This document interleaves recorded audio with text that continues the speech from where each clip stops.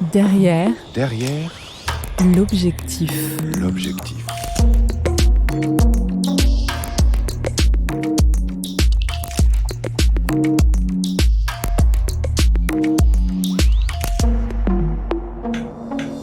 Derrière l'objectif. Vous voyez le regard des gens, vous voyez la... Ouais, c'est triste, quoi. Enfin, c'est assez facile et commun de dire ça, mais c'est en effet, ça ressemble à une secte à l'échelle d'un pays, quoi.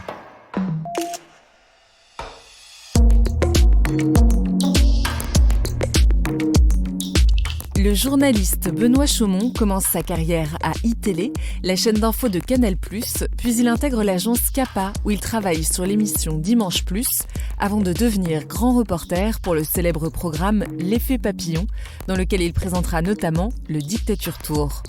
Benoît Chaumont réalise désormais des documentaires. Il est également rédacteur en chef chez Maximal Productions pour l'émission C'est dans l'air, diffusée sur France 5. Derrière la caméra de Benoît Chaumont, qui a réussi, non sans mal, à voyager en Corée du Nord. On est en octobre 2015, c'est bientôt les 70 ans du parti unique nord-coréen.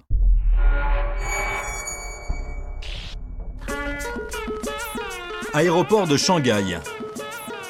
L'une des rares portes d'entrée pour se rendre en Corée du Nord. Bon, on est à Shanghai, dans quelques heures on décolle pour Pyongyang, Corée du Nord.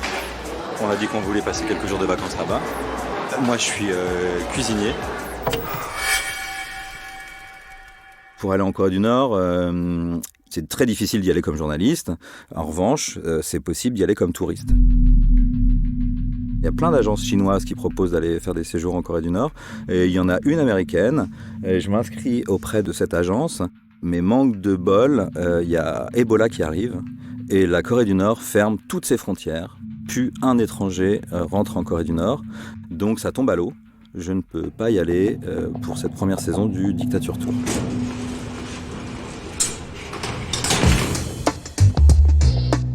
Mais pour la deuxième, je retente ma chance. Et là, ça marche et j'y vais. Donc ces agences de voyage, elles proposent plusieurs formules, soit 3-4 jours, soit une semaine dans une station de ski dans les montagnes nord-coréennes, soit le grand tour de 3 semaines, où on visite toute la Corée du Nord. Et moi, je serais bien resté plus longtemps, mais compte tenu du budget et du format de l'émission, on décide de partir 5 jours pour précisément donc, ce défilé qui devait célébrer les 70 ans du Parti unique.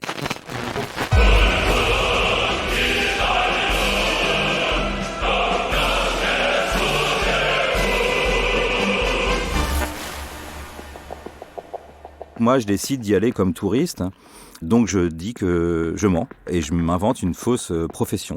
Je dis que je suis cuisinier à domicile et que voilà, je prépare des banquets pour des mariages, des bar mitzvahs, des fêtes.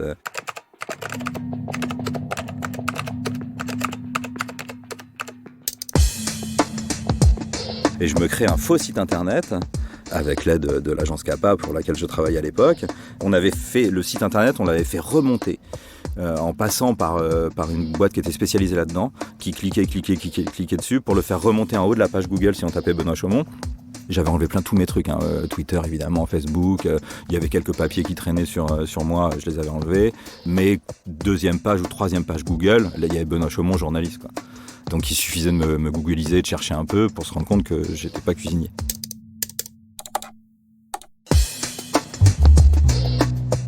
Donc on crée un faux site internet avec ma photo, on fait une séance photo dans le restaurant à côté de l'agence où je pose avec un tablier dans les cuisines. Il y a même une page demande de devis. Le site est plutôt crédible, quoi. Il était tellement crédible que j'ai eu des demandes de devis. J'ai des gens qui m'ont demandé si je pouvais leur préparer leur banquet.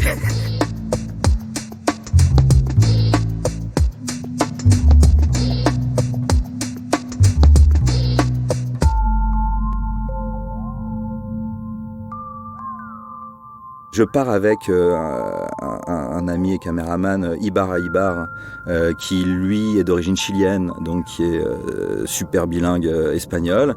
Et lui, on s'était dit qu'il serait professeur d'espagnol.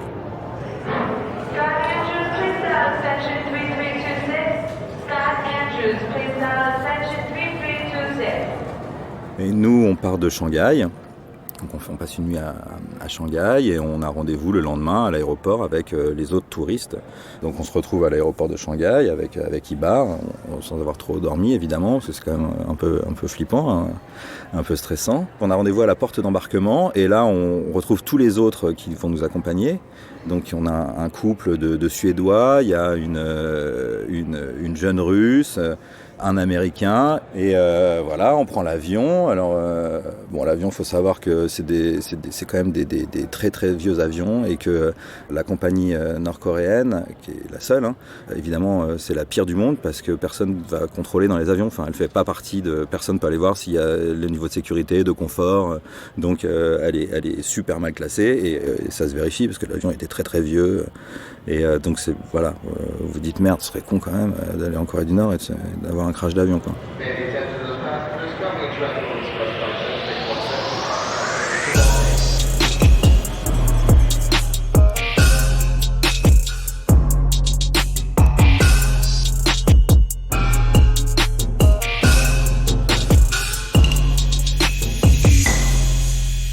À l'intérieur de l'avion, c'est assez fou parce qu'il y a des télés hein, comme dans tous les avions, mais là il passe un concert en boucle d'un groupe de pop nord-coréenne.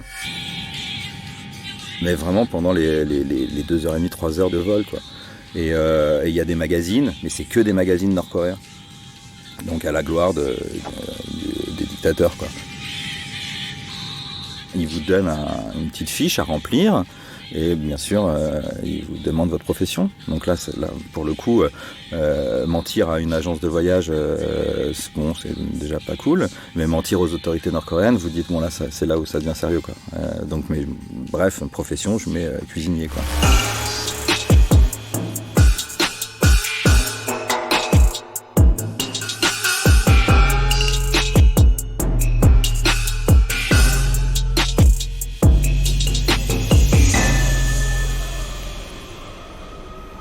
On arrive à Pyongyang et là c'est le moment du passage de la douane. Et là je suis devant le garde-frontière qui est dans ce costume nord-coréen qu'on a tous vu, qui est déjà assez flippant. Et je lui tends mon passeport et il regarde le passeport, il regarde la photo, il me regarde. Il regarde le passeport, il regarde la photo, il me regarde. Il regarde le passeport, il regarde la photo, il me regarde. Non, là je comprends qu'il y a un problème. Et il appelle quelqu'un au téléphone, il parle en coréen donc je comprends rien. Et il y a un mec qui sort d'un bureau, je comprends être son chef quoi. Ils discutent tous les deux et après ils me disent dans un anglais approximatif, va chercher ton sac. Il y avait le tapis roulant qui était pas trop loin derrière, va chercher ton sac et reviens. Et là ils me font attendre, je sais pas ce qui se passe. Je ne comprends pas, quoi. Et ça dure. Je pense que ça dure un quart d'heure, 20 minutes, mais bon, pour moi, ça dure 6 heures, quoi. Il y a 6 ans, même. T'as ton rythme cardiaque qui s'emballe, et tu te dis, faut pas que ça se voit, sinon, ils vont peut-être se dire qu'il y a un problème. Tu essaies de bien respirer avec le ventre, tu t'appliques, tu te concentres. Et le type à la frontière vient me voir et me dit en fait il y a un problème sur votre visa parce que le numéro du passeport sur le visa n'est pas le même que sur votre passeport. Et alors là, j'ai une fulgurance dans ma tête. Je me souviens que j'avais envoyé un passeport il y a 1 an avant pour partir et qu'entre-temps j'avais fait le dictature tour, donc j'avais été en Tchétchénie, en Iran, j'avais été au Pakistan pour faire un autre sujet, j'avais été à Gaza, donc j'avais un passeport qui ressemblait plus à celui d'un agent secret ou d'un journaliste que d'un cuisinier quoi, c'était chelou. Donc j'ai décidé de le déclarer perdu et d'en refaire un autre pour qu'il soit vierge. J'ai appelé l'agence de voyage en leur disant j'ai perdu mon passeport, voilà le nouveau quoi. Sauf que, manifestement, ils avaient déjà fait la demande aux autorités nord-coréennes 1 an avant. Ils n'ont pas fait la modification. Donc, il y avait un visa avec mon vieux passeport et mon nouveau passeport. Là, je leur dis, je l'ai perdu. Je crois même me souvenir que je leur dis, je me suis fait voler dans le métro. Vous savez, chez nous, il y a de l'insécurité. On se fait beaucoup voler les choses. Et donc, je me suis fait voler mon passeport et je l'ai changé. Et vous n'avez sûrement pas le bon, quoi. Et ils réfléchissent et finalement, ils font, c'est bon, allez-y, quoi. Et je retrouve le groupe et Ibar n'était pas avec les autres touristes. Il arrive et il me dit, ça fait 20 minutes que je suis aux toilettes, tellement j'avais peur. Et il s'était enfermé parce qu'il avait peur qu'on lui pose trop de questions, que les guides lui posent trop de questions. Et voilà, donc j'entre en Corée du Nord.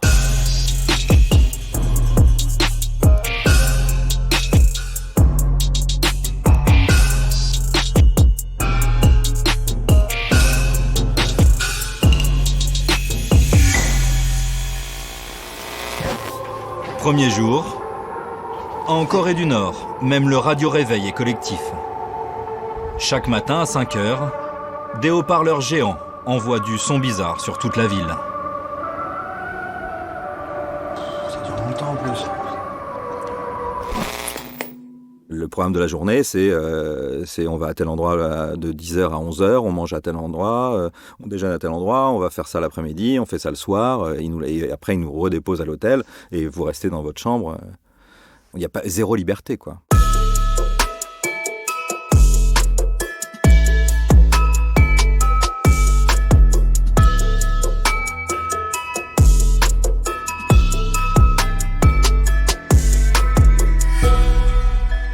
Vu qu'il n'y a pas beaucoup quand même de caméras qui rentrent là-bas, la moindre image, dans le métro en l'occurrence, on a eu le droit d'aller faire un tour dans le métro. Et ce qui est absolument choquant dans le métro, c'est que tout le monde est habillé de la même manière. Et tout le monde avec les pins des 3 dictateurs, des 3 anciens dirigeants nord-coréens. Et c'est obligatoire en fait de porter ce pins. À partir de 16 ans, je crois, vous êtes obligé de l'avoir tout le temps. Donc ça se voit, vous voyez le regard des gens, vous voyez c'est triste quoi. Enfin c'est assez facile et commun de dire ça, mais c'est en effet ça ressemble à une secte à l'échelle d'un pays quoi.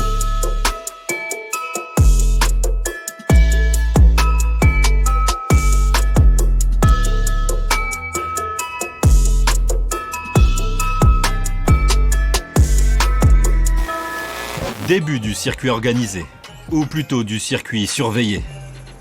Avec nous, 2 guides, ou plutôt 2 gardes, qui ne nous lâchent pas d'une semelle. Nous ne voyons que ce qu'elles veulent bien nous montrer. Cette tour, c'est un hôtel de luxe 5 étoiles. Il est toujours en cours de construction.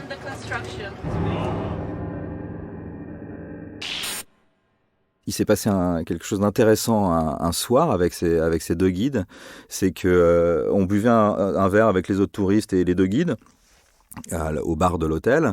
Et en fait, ces 2 guides, quand on y pense, elles font partie des très très très rares Nord-Coréens qui ont un contact avec l'étranger. C'était 2 femmes en l'occurrence qui se présentent comme guides touristiques, mais elles sont autant rattachées au ministère du Tourisme qu'au ministère de l'Intérieur et des Renseignements.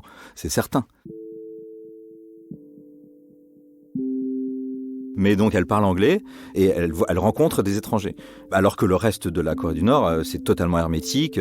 D'ailleurs, nous, les consignes, on avait interdiction de ramener des journaux, de la presse étrangère dans le pays. Ça vous est dit avant par l'agence de voyage, ça vous est rappelé dans l'avion, c'est absolument interdit, quoi. Bref, elles ont accès un peu à l'information, à ce qui se passe à l'extérieur. Et il y a une des 2 guides qui, pendant qu'on buvait un verre, commence à nous poser des questions sur Obama, qui voulait en savoir un peu plus sur Obama, qui était curieuse. Mais immédiatement, l'autre l'a regardé, l'a fusillé du regard et lui a fait comprendre qu'il fallait qu'elle arrête tout de suite. Parce que même elles n'ont pas le droit de poser des questions sur ce qui se passe à l'extérieur.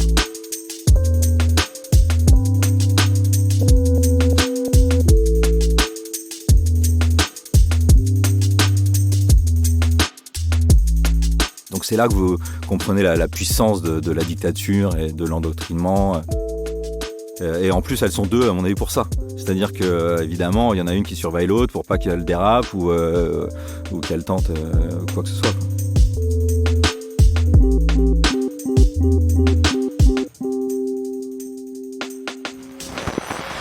Bon là, ça se fait un peu, on va à la frontière entre la Corée du Nord et la Corée du Sud. Donc il y a des checkpoints et il y a des militaires un peu partout. Ils appellent ça la zone démilitarisée, mais en fait c'est l'une des frontières la plus gardée, la plus surveillée du monde. C'est interdit de filmer. Il n'y a pas le droit de prendre de photos dans le bus. Il n'y a pas le droit de prendre de photos dans le bus. Parce qu'on est allé à Pyongyang, mais on a pu aussi, ils nous emmènent à la frontière avec la Corée du Sud. qu'ils appellent la zone démilitarisée, mais en fait c'est l'une des zones les plus militarisées du monde, avec je crois un banc d'1 kilomètre, un banc de terre d'1 kilomètre où il y a des mines, enfin c'est impossible à traverser, bon ça les gens connaissent, hein.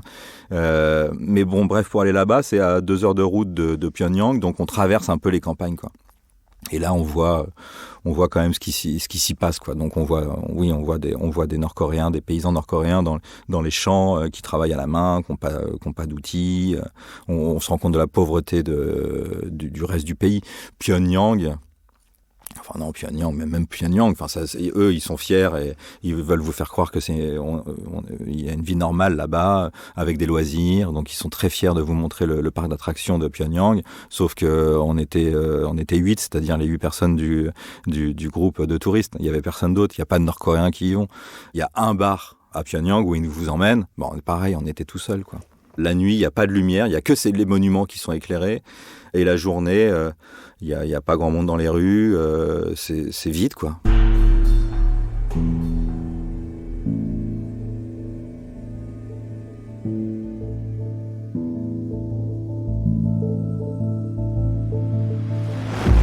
Vous filmez mon visage ?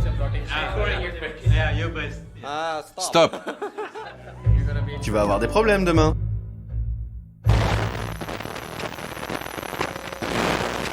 On a eu quelques moments où on a cru qu'on s'était fait démasquer, quoi. Déjà, très rapidement, Ibar, qui était avec moi et qui filmait avec un petit appareil photo, il filmait avec un petit appareil photo, mais il est pro, donc ses gestes sont précis. Il fait des entrées de chant, des sorties de chant, donc les guides, elles se sont dit quand même, c'est bizarre. En plus, Ibar, il prenait du recul avec le groupe, il prenait des plans larges, des plans serrés. Donc en fait, c'est vrai que si vous faites un peu gaffe, vous pouvez vous poser des questions.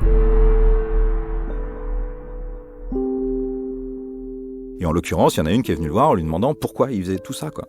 Et il a réussi à la retourner en lui disant qu'il était passionné de photographie et d'images et que c'était quand même tellement rare de venir en Corée du Nord qu'il voulait ramener le maximum d'images pour sa famille.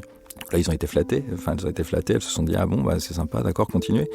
Sauf que 2 jours plus tard, on a eu un autre moment où on a eu quand même assez peur. C'était pour le déjeuner.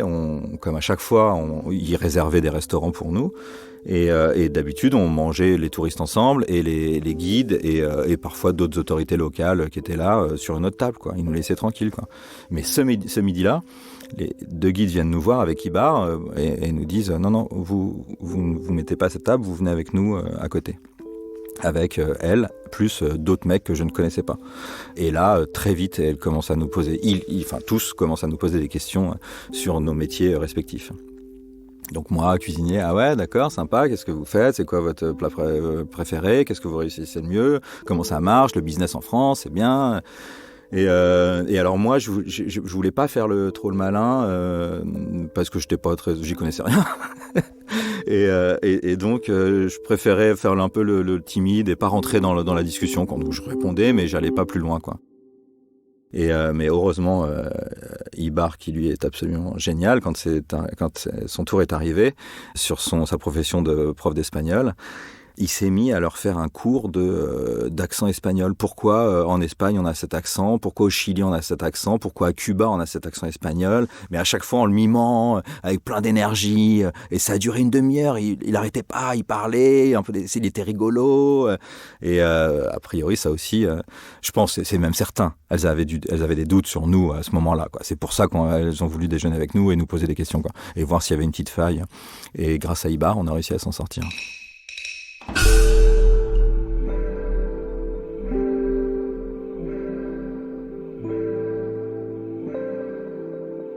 Derrière l'objectif. Vous avez aimé cet épisode ? N'hésitez pas à le noter, le partager, le commenter.